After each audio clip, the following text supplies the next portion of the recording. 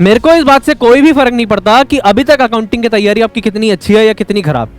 मेरे को इस बात से फर्क पड़ता है कि अकाउंटिंग का पेपर आपका कुछ दिन बाद है और उसके अंदर बहुत अच्छे नंबर आने चाहिए, even I can say exemption आनी चाहिए।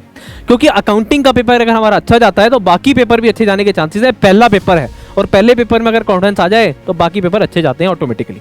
तो इसी वजह से हमें क्या चीज़ों को फॉलो करना है, किन पॉइंट्स को फॉलो करना है, जिसकी वजह से अपकमिंग अटेम्प्ट में हम एक अच्छा स्कोर कर पाएं, अपने अकाउंटिंग एग्जाम में एग्जाम्शन ला पाएं, ये हम आज की वीडियो में डिस्कस करने वाले हैं। तो वीडियो को एंड तक जरूर देखना, क्योंकि एंड में एक इंपॉर्टेंट पॉइंट बताऊंगा ऐसा जिसकी वजह से आपको रिवीजन में बहुत ज्यादा हेल्प मिलेगी। तो चलिए वीडियो को शुरू करते हैं विदाउट वेस्टिंग एनी टाइम।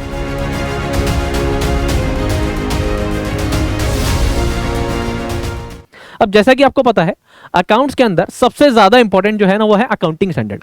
आपको पता है लगभग 20 से 25 नंबर के हर अटेम्प्ट में अकाउंटिंग स्टैंडर्ड आ जाते हैं। चाहे हम मई 23 की बात करें चाहे नवंबर 22 की, 20 से 25 नंबर के शॉर्ट कंफर्म है। और आपको पता है अगर अकाउंटिंग स्टैंडर्ड अपने ढंग से पढ़ लिए तो इसमें पूरे बटा पूरे नंबर मिल जाते हैं। तो अकाउंटिंग स्टैंडर्ड और जो हमारे सिलेबस में है वो बहुत ज़्यादा आसान है, जैसे कि AS1, 2, 3, 10, 11, 12, 13, 16 बहुत ज़्यादा आसान अकाउंटिंग स्टैंडर्ड है।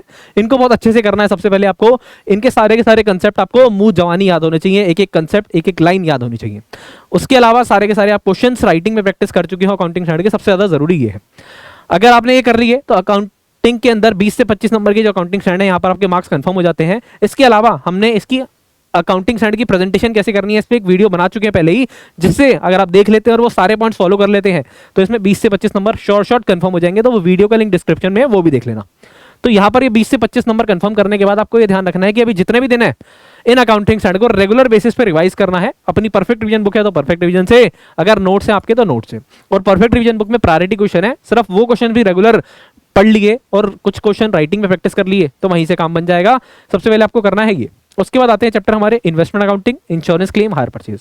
बहुत ज्यादा आसान ये चैप्टर्स हैं। इनके कंसेप्ट आपको मुंह जवानी एक एक कंसेप्ट याद होना चाहिए, एक एक कंसेप्ट आपको हाथों पे रटा होना चाहिए कि आंखें बंद करके भी आप इसका क्वेश्चन अगर आए तो आंखें बंद करके भी क्वेश्चन कर सकें। इस तरीके से आपको ये चैप्टर आने चाहिए।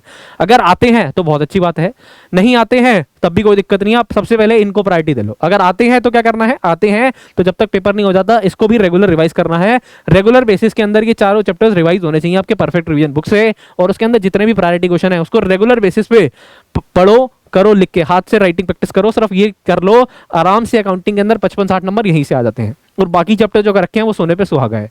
इसके अलावा अब पेपर के टाइम पे इसकी रिवीजन कैसे करें, उसके लिए हमने पूरी की पूरी फास्ट ट्रैक रिवीजन पूरी डाल दी है इन चारों चैप्टर्स की, जो बहुत ही अच्छी थी।